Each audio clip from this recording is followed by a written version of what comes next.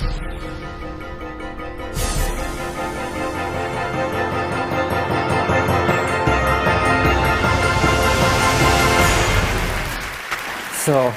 I guess this is a result of globalization that you can find Coca-Cola tins on top of the Everest and Buddhist monk in Monterey.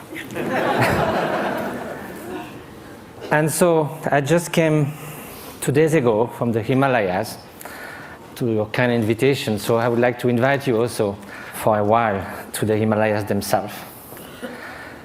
And to show the place where meditators like me, who began with being a molecular biologist in Pasteur Institute and found their way to the mountains.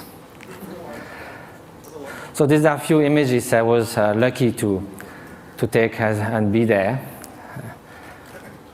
This is the Mount Kailash in eastern Tibet, wonderful setting. This is from Marlborough country.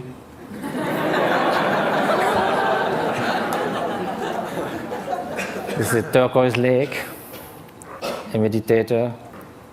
This is the hottest day of the year, somewhere in eastern Tibet, on August 1st. And the night before, we camped, and my Tibetan friends said, we're going to sleep outside. And I said, why? We have enough space in the tent. They say, yes, but it's summertime.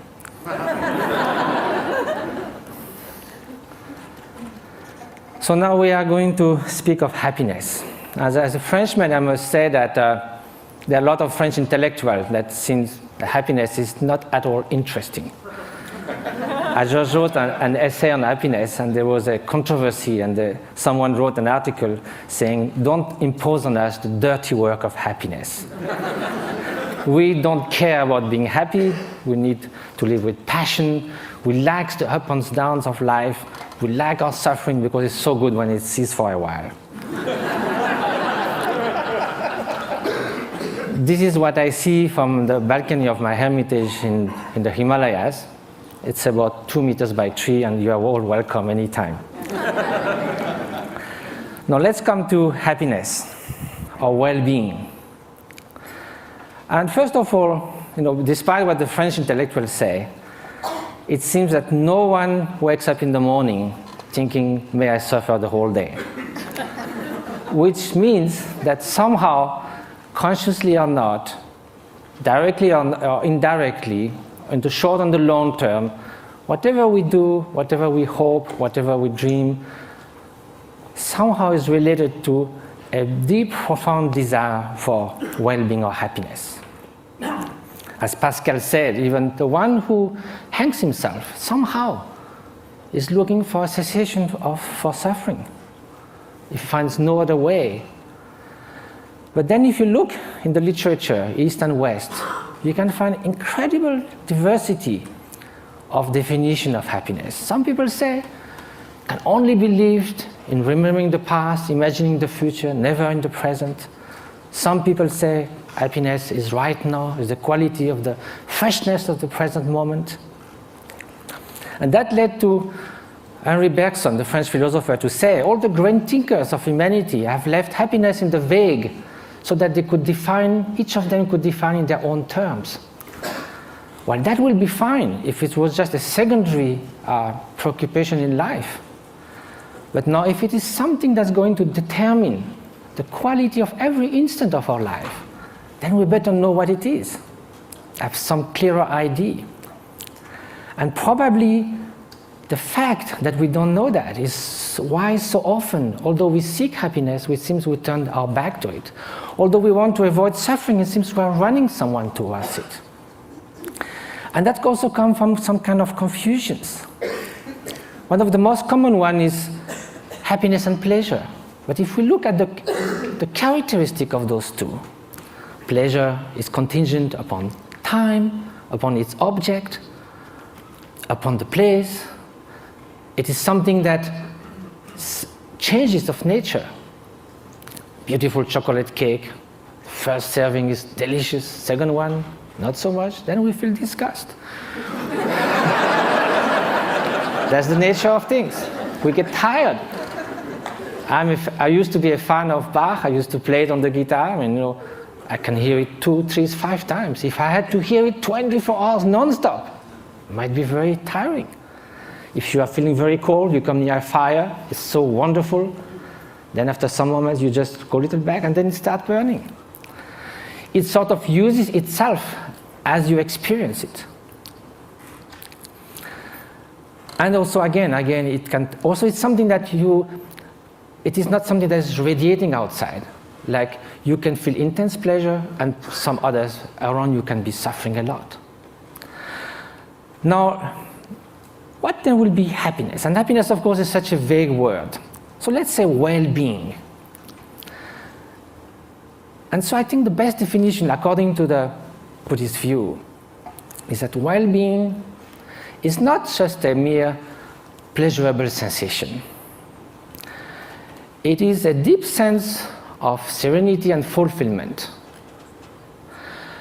A state that actually pervades and underlies all emotional states and all the joys of sorrows that can come one's way.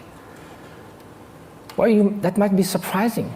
Can we have this kind of well-being while being sad? In a way, why not? Because we are speaking at a different level. Look at the waves coming near the shore. When you are at the bottom of the wave, you hit the bottom. You hit the solid rock. When you are surfing on the top, you are all elated. So you go from elation to depression. There's no depth. Now, if you look at the high sea, there might be beautiful, calm ocean like a mirror. There might be storms, but the depth of the ocean is still there, unchanged. So now, how is that? It can only be a state of being, not just a fleeting emotion, sensation, even joy that can be the spring of happiness. But there's also wicked joy. You can rejoice in someone's suffering. So now, how do we proceed in our quest for happiness? Very often, we look outside. We think that if we could gather this and that, all the conditions, something like we say, everything to be happy, to have everything to be happy, that very sentence already bears the doom of destruction of happiness. To have everything. If we miss something, it collapses. And also when things go wrong, we're trying to fix things outside so much. But our control on the outer world is limited, temporary, and often illusory. So now look at the inner conditions. Aren't it stronger? Isn't it the mind that translates the outer condition into happiness and suffering? And isn't that stronger? We know by experience that we can be in what we call a little paradise and yet be completely unhappy within. The Dalai Lama was once in Portugal and there was a lot of construction going on everywhere. So one evening he said, look, you are doing all these things, but isn't it nice also to build something within? And he said, unless that, even you get a high-tech flat on the 100th floor of a super modern and comfortable building, if you are deeply unhappy within, all you are going to look for is a window from which to jump. So now, at the opposite, we know a lot of people who in very difficult circumstances manage to keep serenity, inner strength, inner freedom, confidence.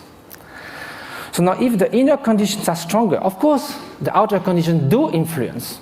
And it's wonderful to live longer, healthier, to have access to information, education, to be able to travel, to have freedom.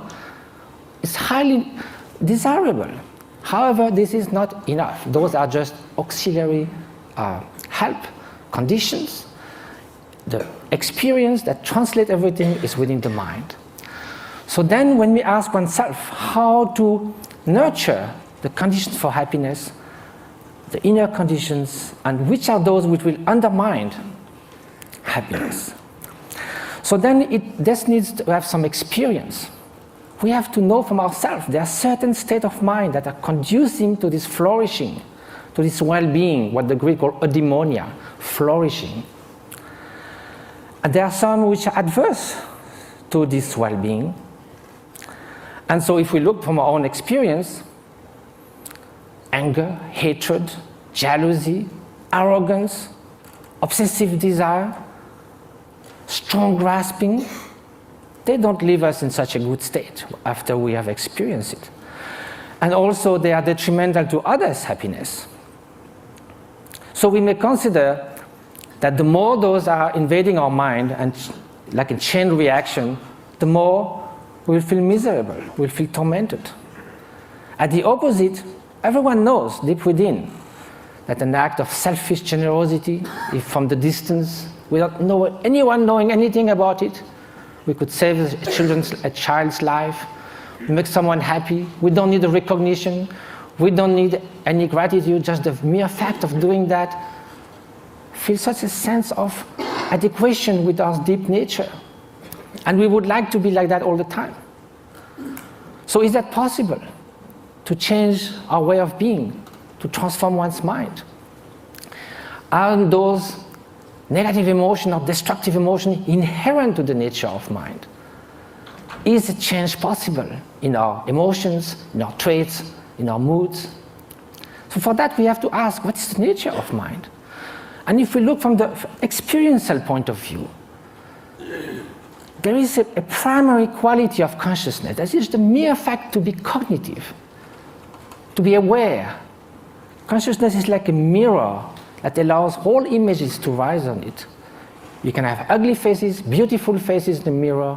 The mirror allows that, but the mirror is not tainted, is not modified, is not altered by those images.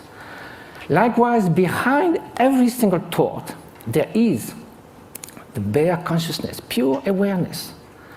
This is the nature. It cannot be tainted intrinsically with hatred or jealousy, because then, if it was always there, like a dye that would permeate the whole cloth, then it would be found all the time somewhere. We know we're not always angry, always jealous, or always generous. So because the basic fabric of consciousness is this pure cognitive quality that differentiates it from a stone, there is a possibility for change, because all emotions are fleeting. That is the ground for mind training. Mind training is based on the idea that two opposite mental factors cannot happen at the same time. You could go from love to hate, but you cannot at the same time, toward the same object, the same person, one to harm and one to the good. You cannot in the same gesture shake hand and give a blow. So there are natural antidotes to emotions that are destructive to our inner well-being. So that's a way to proceed. Rejoicing compared to jealousy, a kind of sense of inner freedom as opposite to intense grasping and obsession, benevolence, loving kindness against hatred.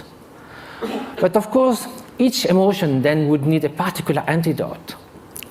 Another way is to try to find a general antidote to all emotions. And that's by looking at their very nature. Usually, when we feel annoyed, hatred, or upset with someone, or obsessed with something, the mind goes again and again to that object. Each time it goes to the object, it reinforces that obsession or that annoyance. So then it's a self-perpetuating process. So what we need to look now is, instead of looking outward, we look inward. Look at anger itself. It looks very menacing, like a billowing monsoon cloud, thunderstorm. But we think we could sit on the cloud, but if we go there, it's just mist. Likewise, if you look at the thought of anger, it will vanish like frost under the morning sun. If you do this again and again, the propensity, the tendencies for anger to arise again will be less and less each time you dissolved it. And at the end, although it may arise, it will just cross the mind like a bird crossing the sky without leaving any track. So this is the principle of mind training.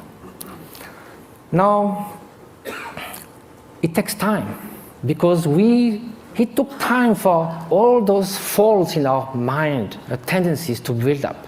So it will take time to unfold them as well. But that's the only way to go.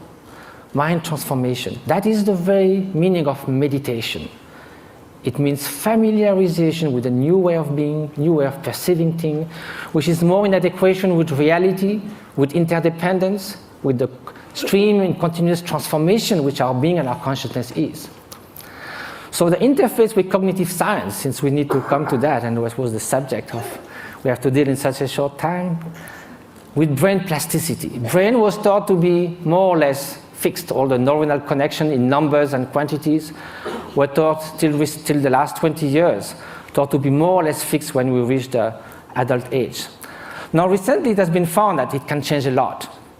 A violinist, as we heard, we have done 10,000 hours of violin practice. Some area that controls the movements of fingers in the brain change a lot. Increase and reinforcement of the synaptic connections. So can we do that with human qualities, with loving kindness, with patience, with openness? So that's what those great meditators have been doing. Some of them who came to the labs, like in Madison, Wisconsin, or in Berkeley, did 20 to 40,000 hours of meditation. They do like 3 years retreat where they do meditate 12 hours a day, and then the rest of their life they would do that 3-4 hours a day. They are real Olympic champions of mind training. This is the place where they meditate. You can see it's kind of inspiring. Now, here with 256 electrodes.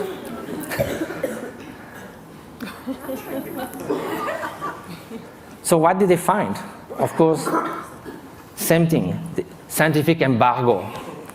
A paper has been submitted to Nature. Hopefully it will be accepted.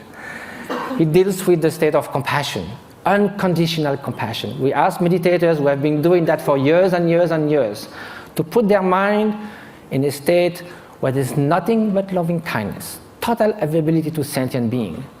Of course, during the training, we do that with objects. We think of people suffering, we think of people we love, but at some point it can be a state which is all-pervading. Here's the preliminary result, which I can show because it's already been shown. The bell curve shows 150 controls. And what is being looked at is the difference between the right and the left frontal lobe. In very short, people who have more activity on the right side of the prefrontal cortex are more depressed, withdrawn, they don't describe a lot of positive affect.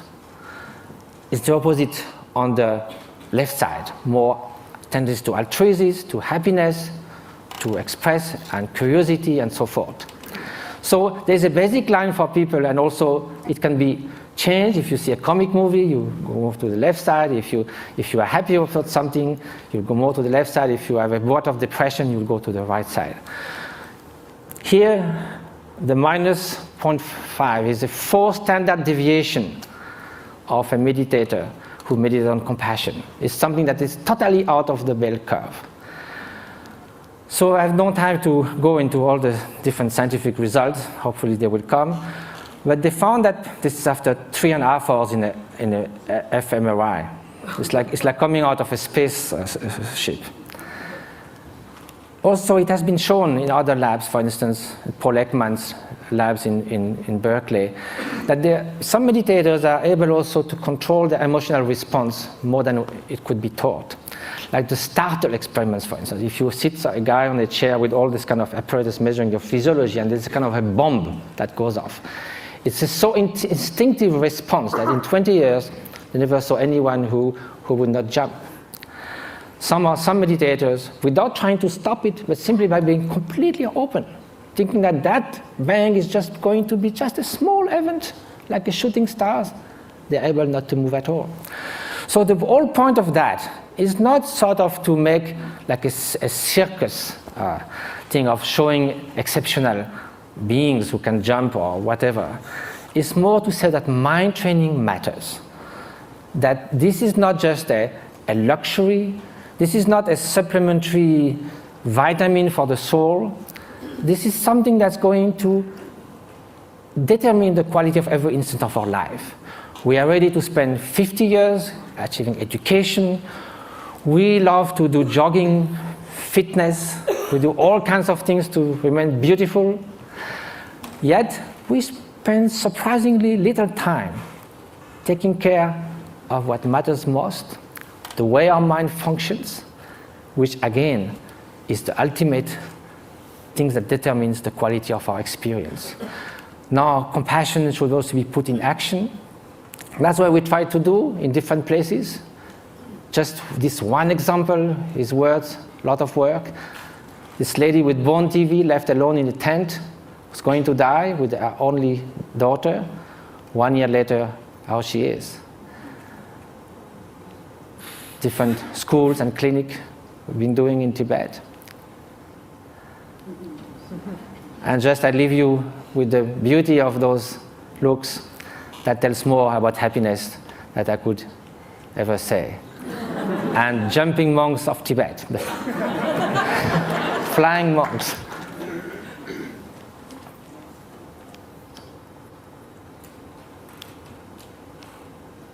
Thank you very much.